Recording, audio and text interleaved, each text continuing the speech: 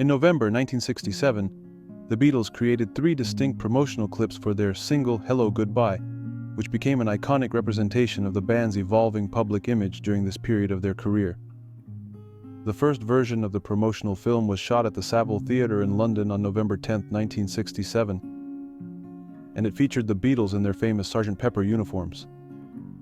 The set design reflected the psychedelic aesthetic that was central to the album, with vibrant colors and surreal backdrops complementing the band's colorful costumes.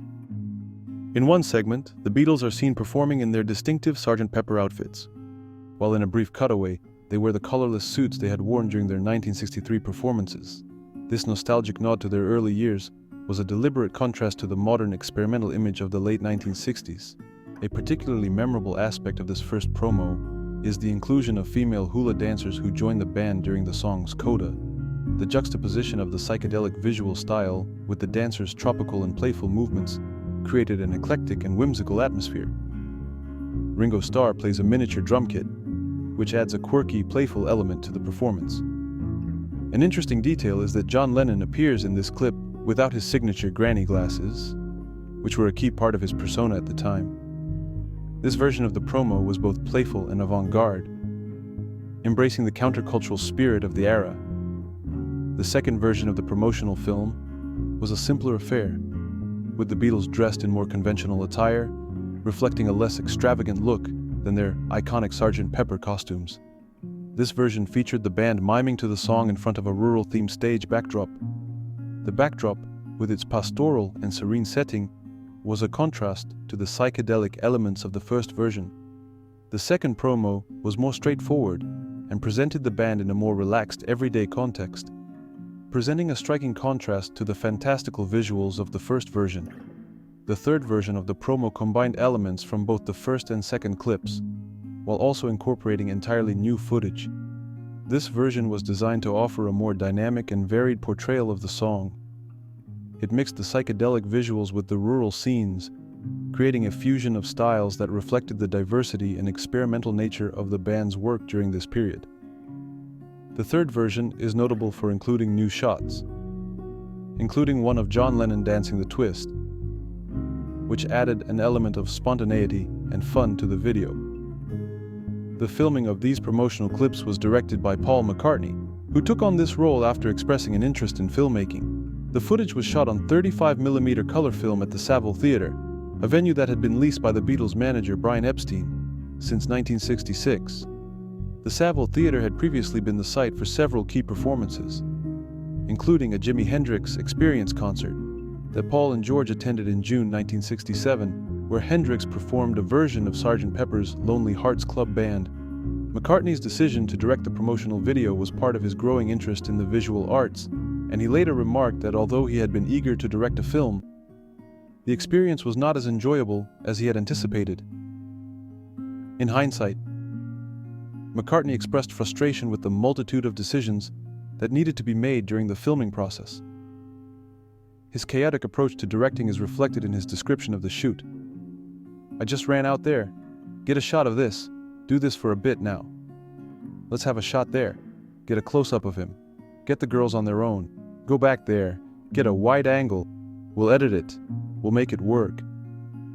The original plan was for these clips to be aired in the UK on top of the Pops. However, the Musicians' Union had imposed a ban on miming to pre-recorded tracks on television, which meant the footage could not be broadcast as intended.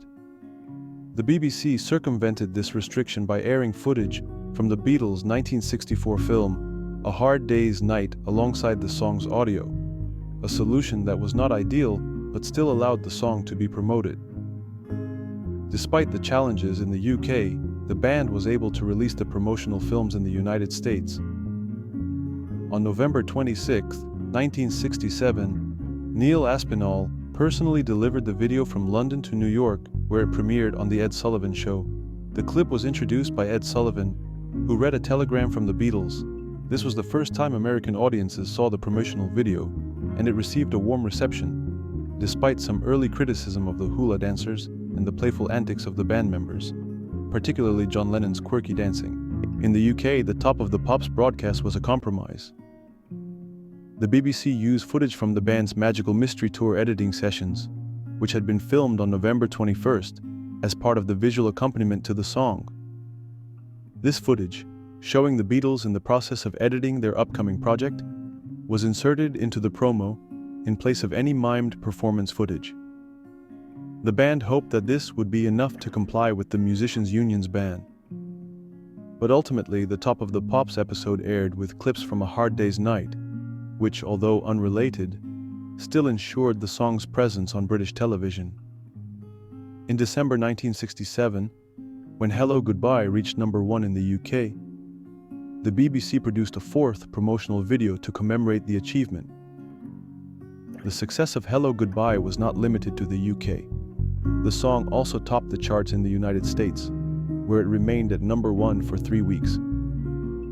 This achievement, along with the innovative promotional films, cemented the song's place as a key moment in the Beatles' 1967 output, marking the end of their mop-top era and the full embrace of the countercultural movement.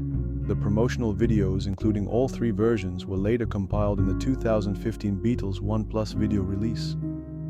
These clips remain a fascinating example of the Beatles' creativity and adaptability, reflecting their willingness to experiment with new visual techniques and presentation styles. They serve as a testament to their legacy not only as musicians, but as pioneers in the intersection of music and visual media. Through these promotional films, directed by Paul McCartney, the Beatles demonstrated their ability to experiment with different creative mediums. While McCartney initially struggled with the pressure of directing, the final result was a collection of memorable videos that helped to define the band's image during one of the most transformative years of their career.